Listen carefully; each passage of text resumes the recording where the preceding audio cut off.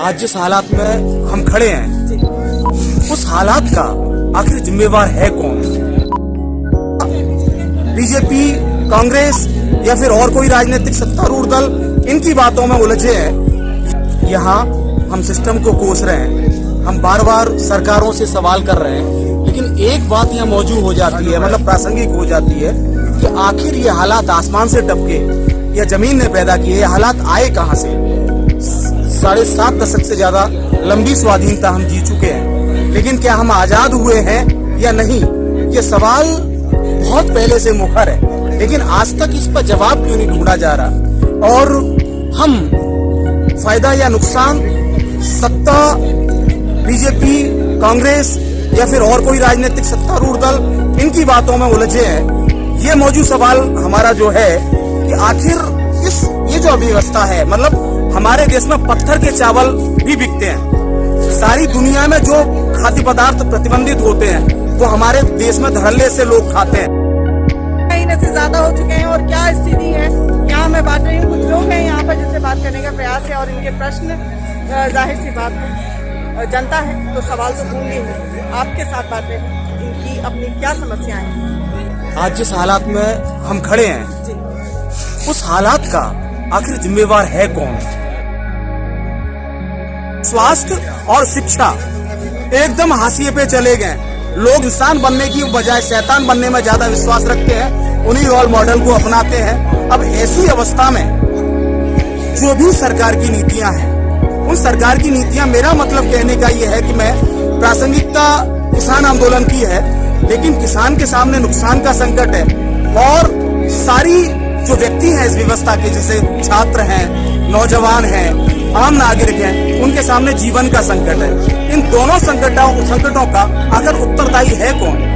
ये जो सवाल है, ये सवाल में व्यवस्था और सोसाइटी के जिम्मेवार जो ठेकेदार नागरिक हैं उन सबसे मैं अपना सवाल कर रहा हूँ। आपको यार से मैं पूछना चाहूंगी आपसे, जिस तरह से आज महंगाई आसमान में छूटे, हर गृहस्थी पर, हर परिवार पर, हर पॉकेट पर इसका असर पड़ रहा है, विपक्ष और सरकार को आप कैसे देखते हैं? देखिए साहब, ये लोग जो कर रहे हैं ये इनकी ड्यूटी है, ये नहीं करना चाहिए, यही करना चाहिए ना। क्योंकि हम जब सवाल पूछना बंद कर दिए हैं, हम जब अपने स्वार्थों में उस स्वार्थ की देहरी से जब इतर होके हम इनसे सवाल नहीं पूछ पा रहे कि भाई ये जो पेट्रोल है, ये जो डीजल है या फिर और जो सकल घरेलू उत्पाद हैं, जो आवश्यक वस्तुएं हैं, उनके दाम इतने क्यों बढ़ रहे हैं, ये सवाल दरअसल हमें ये लगता है, हमारे यहाँ एक कहावत बड़ी चरितार्थ है इस समय कि अपना काम बनता बाहर में जाए जनता।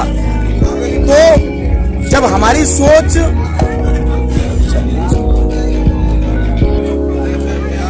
मेरा कहने का आशय ये है कि हमें ये बदलाव जो हम आंदोलन के द्वारा ला रहे हैं, ये बदलाव स्वयं से शुरू करके, क्योंकि अब हमें सामाजिक परिवर्तन की आवश्यकता है।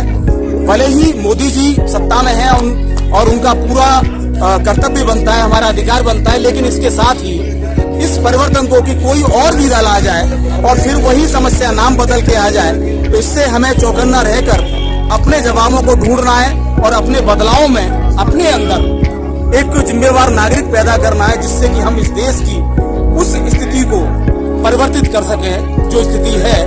आज भूख सूचकांक में भी भारत सबसे ज्यादा आगे है और कंडीशन ये है कि मेंटल हेल्थ का एक सर्वे आया कि 40 सेकंड में यहाँ एक व्यक्ति आत्महत्या कर लेता है। उसमें भी 18 से 38 वर्ष का वो वर्ग जो युवा है।